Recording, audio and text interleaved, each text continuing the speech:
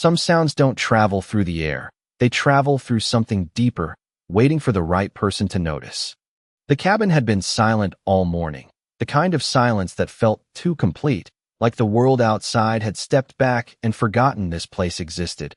And Ethan Cole had almost convinced himself that was exactly what he needed.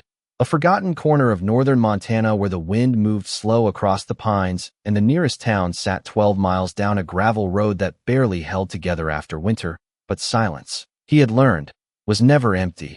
It always carried something beneath it. Something you only heard if you stayed still long enough, and Rex was the first to break it. The German shepherd's low growl didn't come from fear.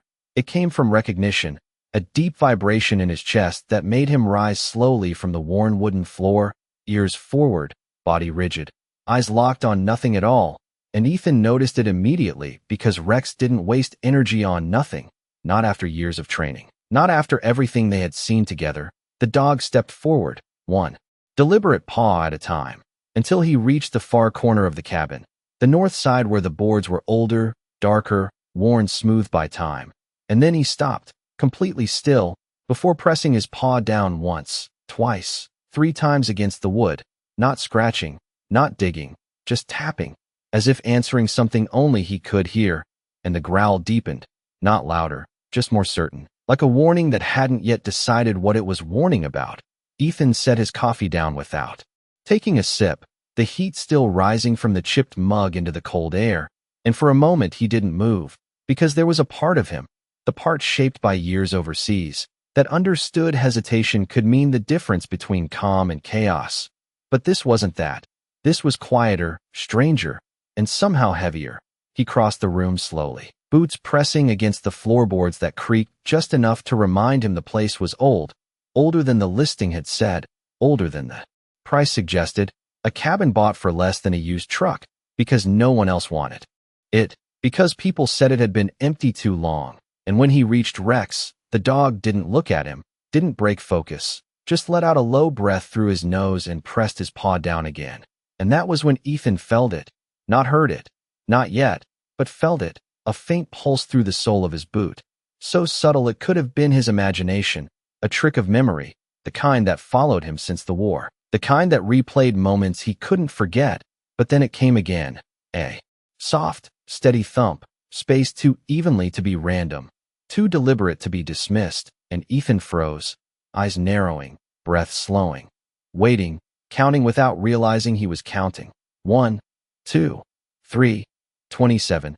And then another thump, the same as before, same rhythm, same quiet insistence. Rex's ears twitched, his body tightening, as if the sound carried meaning, as if it wasn't just a sound at all. And this time Ethan heard it, not through the air, but through the wood, through the structure beneath his feet, a heartbeat that didn't belong to anything living, not in the way he understood life. And something in his chest shifted, something old, something trained, because he had heard patterns like this before, in places where the ground itself held secrets, in places where silence meant waiting. And as the next pulse came, steady and patient, Ethan lowered himself slowly, placing his hand flat against the cold floor. And the moment his palm touched the wood, the cabin no longer felt empty. It felt like it was listening back. The moment his palm settled against the floor, Ethan realized the rhythm was not just consistent. It was intentional, spaced with a precision that felt almost mechanical. Yet there was no hum of power, no vibration of wires, nothing that suggested anything in this forgotten cabin should still be working. And that was what made his chest tighten, because he had spent years learning the difference between natural movement and something constructed, something designed. And this fell somewhere in between. Rex shifted beside him, lowering his head until his nose nearly touched the wood, breathing in slow, deliberate pulls as if scent alone could translate what sound could not.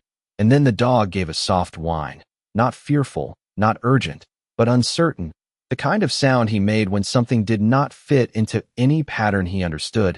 Ethan kept his hand there, waiting for the next pulse. And when it came, he closed his eyes, not out of fear, but out of focus, letting the sensation travel through his fingers, up his arm, into memory. And for a brief second, he was not in Montana anymore. He was standing in dust and broken concrete, holding a sensor that picked up faint signals beneath collapsed structures, counting seconds between vibrations, hoping each one meant someone was still alive. But this was different. There was no chaos here, no debris, just a quiet cabin and a sound that had no reason to exist. He opened his eyes slowly, pulling his hand back, and the absence of the vibration felt just as strange as its presence. Like stepping away from a conversation that had not finished speaking, Rex stepped back as well, but his gaze never left the same spot. The corner where the boards met at a slight angle, darker than the rest, worn in a way that did not match the rest of the room. Ethan noticed that now. The subtle shift in grain, the faint outline where something had once been moved or replaced, details he had overlooked when he first walked in, because he had not been looking for anything. He had only been trying to disappear. He stood slowly, the floor creaking under his weight, and walked to the wall, running his fingers along the surface, cold and solid. But beneath that stillness was something else, something waiting. He glanced at Rex, who responded with a small, deliberate tap of his paw against the same spot again. 3 times, the same pattern, and Ethan let out a slow breath, not quite steady, not quite uneasy, just aware that whatever this was, it was not random. He crouched again, this time pressing his knuckles against the board, testing the resistance, and felt the faintest give, not enough to move, but enough to suggest it was not fixed the way the others were. And when the next pulse came, it was stronger, or maybe he was simply closer now, more tuned to it. The sound was no longer something he questioned. It was something he recognized, not from memory alone, but from instinct, the kind that lingered long after training ended.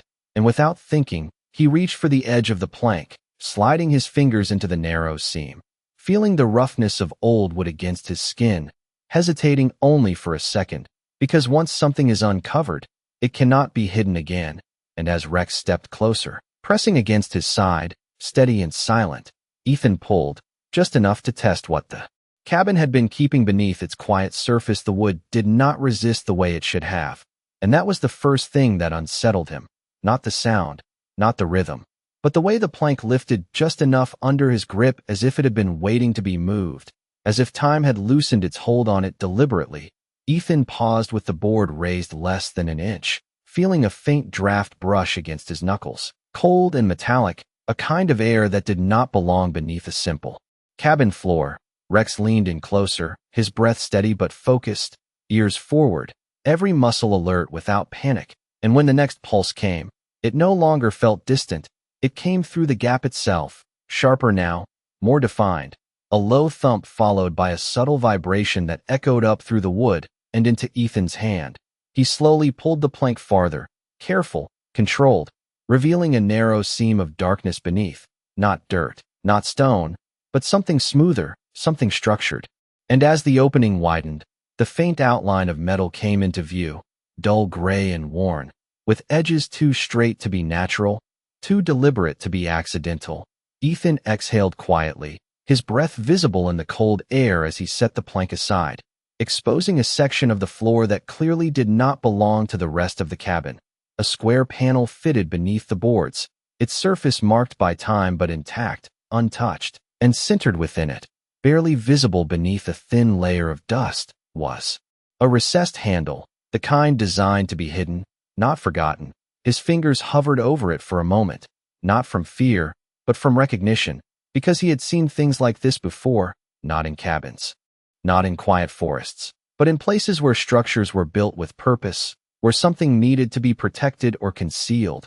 And as another pulse moved through the metal, steady and unbroken, Ethan placed his hand against it, feeling the vibration more clearly now, not just a sound, but a signal, something repeating without interruption, as if it had never stopped.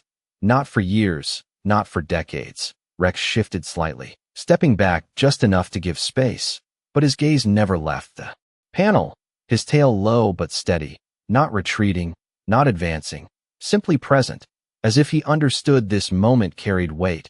Ethan tightened his grip around the handle and tested it, expecting resistance, expecting rust or age to fight him. But instead it moved, slow at first, then smoother, the faint scrape of metal against metal breaking the silence that had once filled the cabin.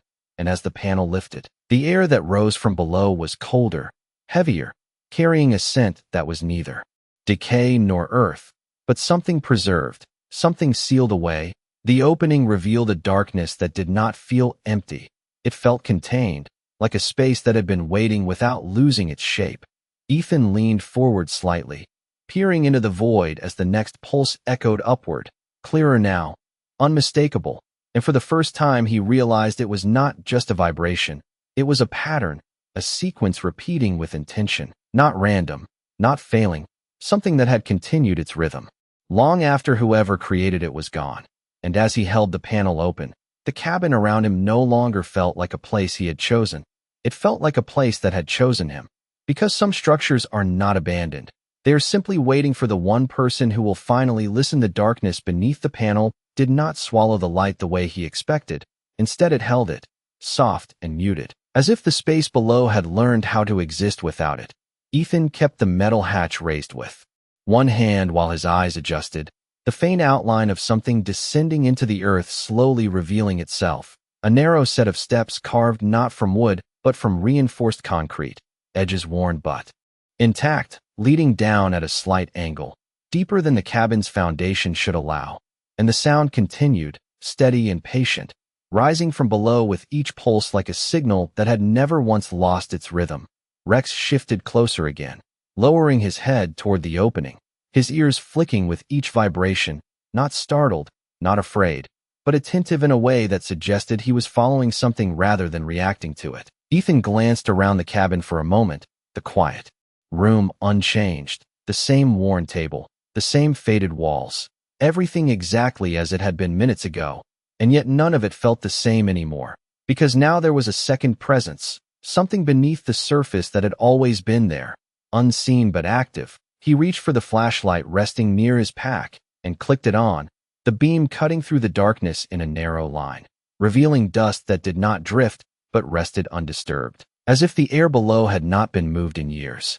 Maybe longer. He angled the light downward and followed the steps with his eyes, counting instinctively. 1, 2, 3, each one spaced evenly, descending about 8 feet before turning out of sight, too far to see the end from where he stood, and the realization settled slowly.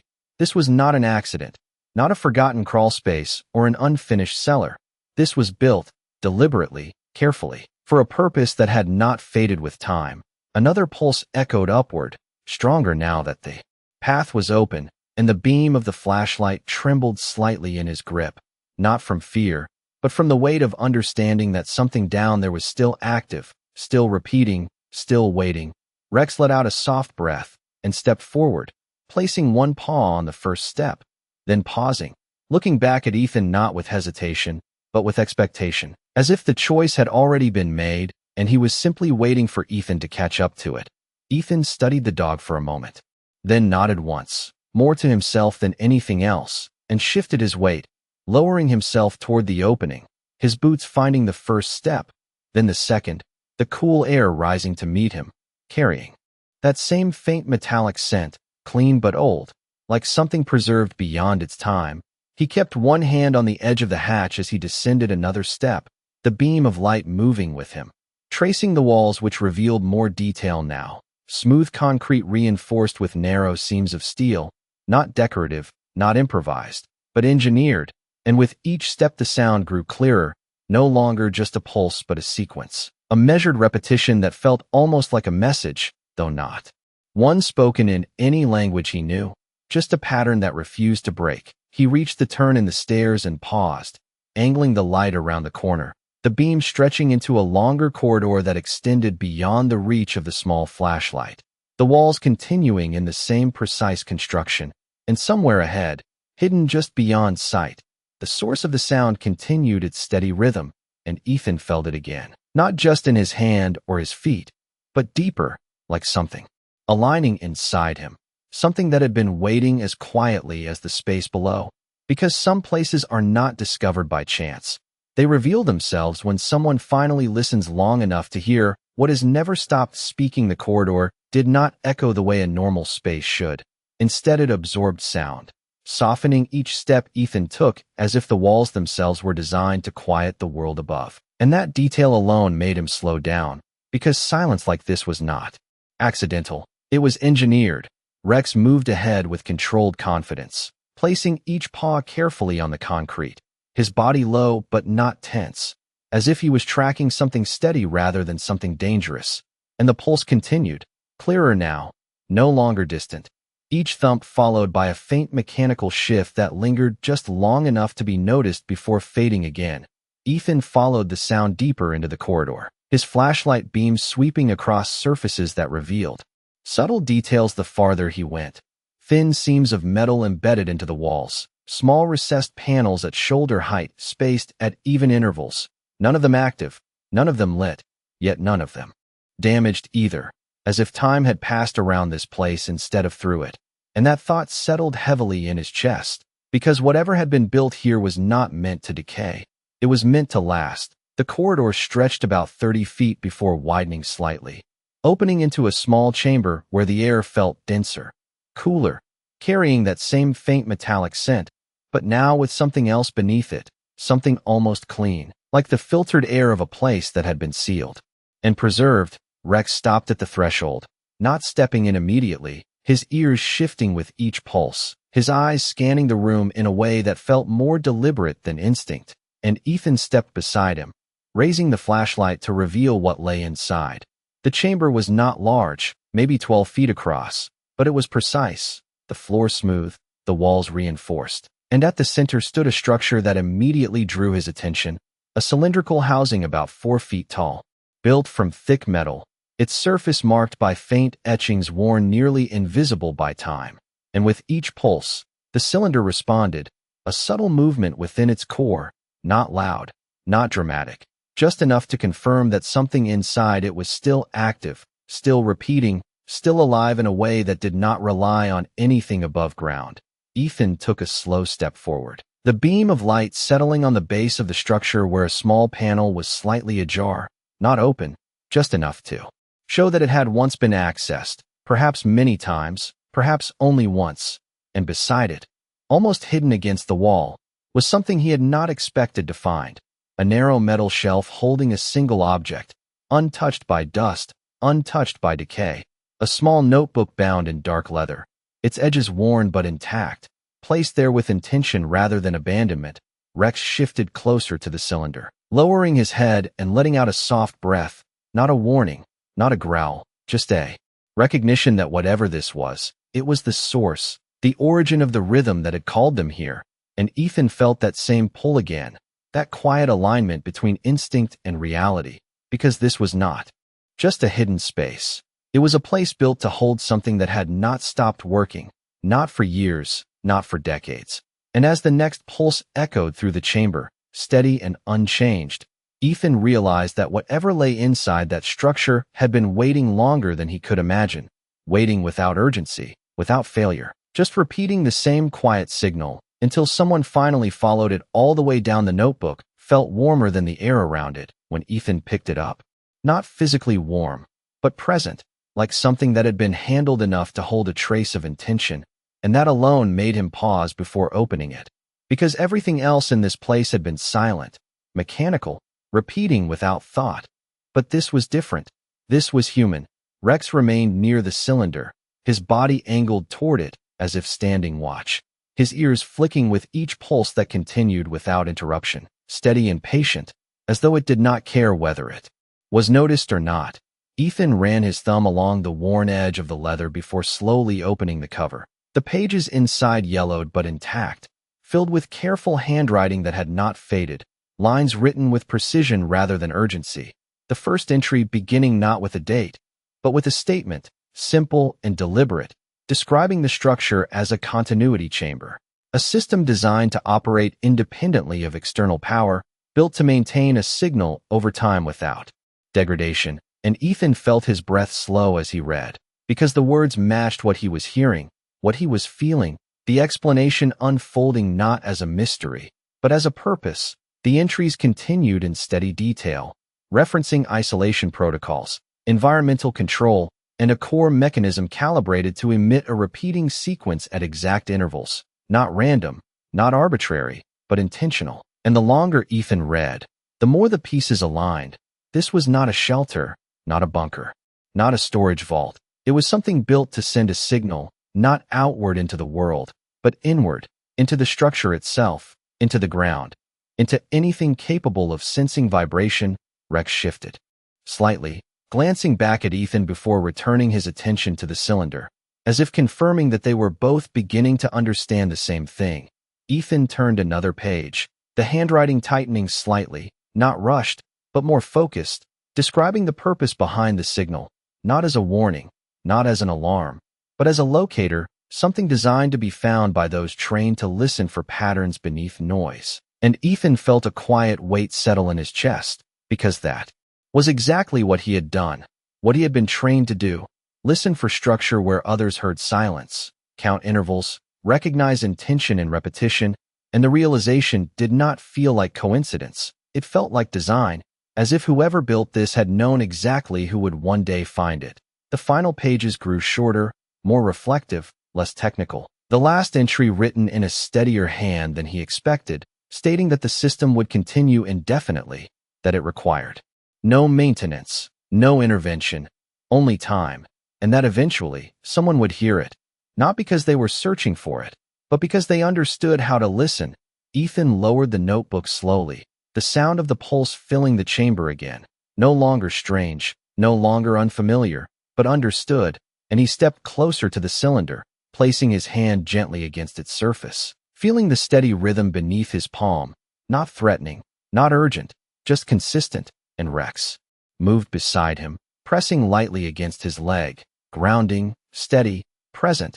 And in that quiet moment, Ethan realized that this place had never been abandoned. It had been active every second since it was built, waiting without expectation, repeating the same signal until someone like him walked in and finally recognized it for what it was: not a mystery, not a danger, but a message that had never stopped being sent. The realization did not come all at once. It settled slowly, like dust, finding its place after being disturbed, and Ethan stood there with his hand still resting on the cold metal, feeling the steady pulse beneath his palm, no longer something unknown, but something that had been built, with a purpose that now felt unmistakably clear. This was never meant to be discovered by chance. It was meant to be recognized, and that difference carried weight, because recognition required understanding, required someone who had been shaped by the same patterns this place was built upon. Rex shifted slightly beside him, no longer tense, no longer questioning, just present, as if the uncertainty that had guided him here had resolved into something quieter, something grounded. And Ethan exhaled slowly, his breath steady now, his mind moving through the pieces with a clarity he had not felt in years. He looked back at the notebook in his hand, then at the chamber around him, the reinforced walls, the precise construction, the deliberate isolation. Everything about it spoke the same language, not of fear, not of urgency, but of intention. Whoever had built this had not been trying to hide. They had been trying to wait, and that distinction mattered, because hiding suggests fear. But waiting suggests trust, trust that someone would eventually come who understood how to listen, who would not ignore the pattern, who would not walk away from something that did not make immediate sense. Ethan stepped back slightly, his eyes scanning the chamber again, this time not as a stranger trying to understand it, but as someone beginning to see it from the perspective of the person who created it. The placement of the cylinder, the accessibility of the panel, even the notebook left in plain reach. None of it was random. It was all arranged for discovery, not by anyone, but by the right one. And that thought lingered longer than he expected, because for years he had lived with the idea that everything he had learned, everything he had carried back from places he did not talk about, had no real place in the world he returned to. Skills that did not translate, instincts that made him feel out of step with everything around him. But here, in this quiet underground chamber, those same instincts had led him directly to something that had been waiting, not just for a person, but for a specific kind of person. And as the next pulse moved through the metal, steady and unchanged, Ethan realized that this was not just a signal. It was a test that had never expired, a question asked over and over again without words, waiting for someone who knew how to answer it simply by arriving. Rex let out a soft breath and lowered himself to the floor beside the cylinder, resting but alert, his presence calm, as if confirming that whatever they had found was not a threat, but something complete, something finished in its purpose the moment it was understood. and Ethan looked down at the structure once more, then at the notebook, and then back toward the corridor that led up to the cabin above, the world he had stepped away from. And for the first time since he had arrived, the silence above did not feel empty. It felt connected, because the sound below had given it meaning. And in that quiet moment, Ethan understood something he had not expected to find here, that some signals are not meant to call for help. They are meant to call for understanding, and when someone finally hears them the way they were meant to be heard, the signal does not need to change, because its purpose has already been fulfilled for a long moment. Nothing changed. The chamber remained exactly as it had been, the pulse steady, the air still, the structure silent in every way except the one that mattered. And Ethan found himself standing there not with urgency, but with a quiet awareness that something had shifted, not in the room, but in him, because understanding has a way of altering space.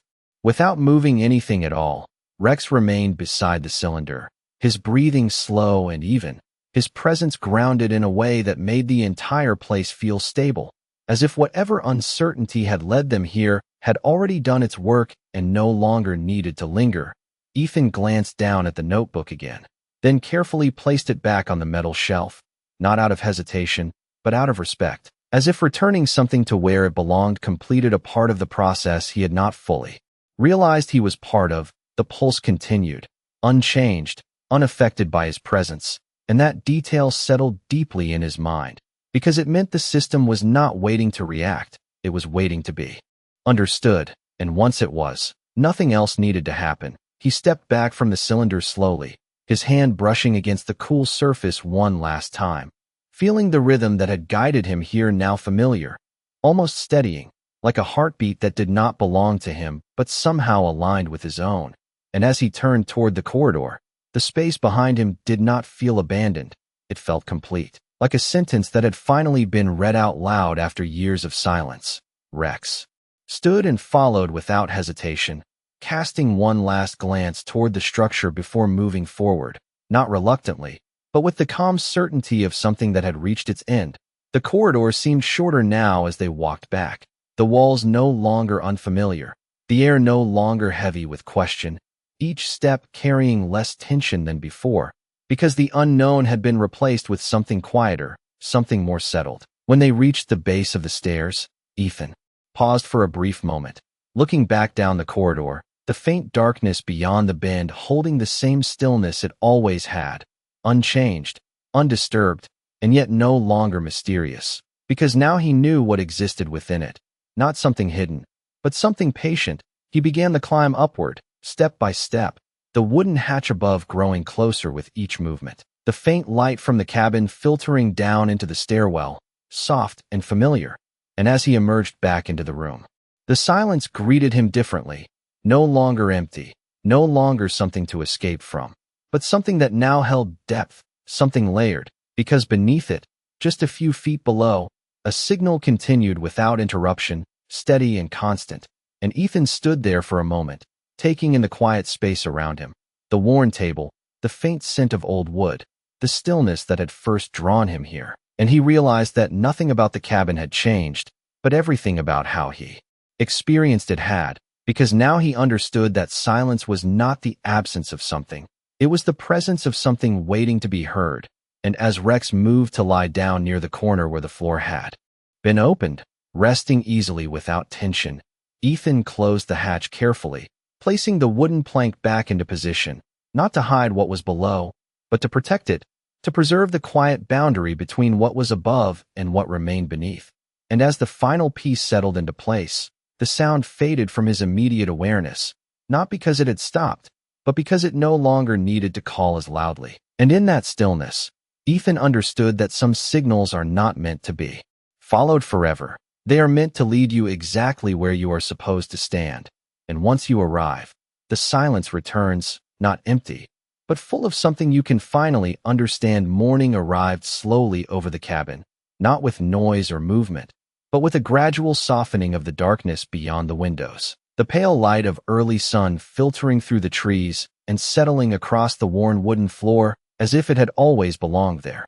And Ethan sat quietly at the small table, a cup of coffee untouched in his hands, his gaze drifting not to anything specific, but to the space itself, to the stillness that now felt different, fuller, as though something unseen had given it weight. Rex lay near the corner where the floor had been opened the night before, his body relaxed, his breathing deep and steady, no longer alert, no longer searching, just present in a way that spoke of completion rather than curiosity. And Ethan noticed that more than anything else, because Rex had always been the first to sense what was wrong, what was hidden, what did not belong. But now there was nothing in him that suggested anything needed to be found, as if the purpose that had guided him there had already been fulfilled. Ethan took a slow breath and set the cup down, the faint clink against the table echoing softly in the quiet room. And for a moment he considered opening the hatch again, not out of necessity, but out of habit, the part of him that once believed that every discovery required action, that every signal demanded a response. But that thought passed just as quietly as it came, because this had not been that kind of signal. It had not called for intervention. It had not required repair or resolution. It had simply asked to be heard. And now that it had been, nothing more was needed. He stood and walked toward the door, pulling it open to let the cool morning air drift inside, the scent of pine and earth replacing the stillness of the cabin. And as he stepped out onto the small porch, the world stretched out before him unchanged, the same trees, the same distant hills, the same quiet road that led nowhere in particular, and yet it all felt subtly different, not because anything had shifted, but because he had, because somewhere beneath his feet, a few feet below the surface of that quiet place, a signal continued its steady rhythm, not calling anymore, not searching, just existing as it always had. And Ethan leaned against the wooden railing, his eyes scanning the horizon without urgency, without the restless need to move on that had followed him for so long. Rex stepped out beside him after a moment, sitting down calmly at his side, his gaze forward, his posture easy, and Ethan reached down to rest his hand lightly on the dog's back, feeling the quiet strength there, the same presence that had led him to something he had not known he was meant to find. And for the first time in a long while, the silence around him did not feel like something he needed to escape. It felt like something he could stay inside, something that held more than absence, something that carried meaning in ways that did not need to be spoken. And as the morning light grew stronger and the shadows pulled back into the edges of the trees, Ethan understood that not every discovery changes the world.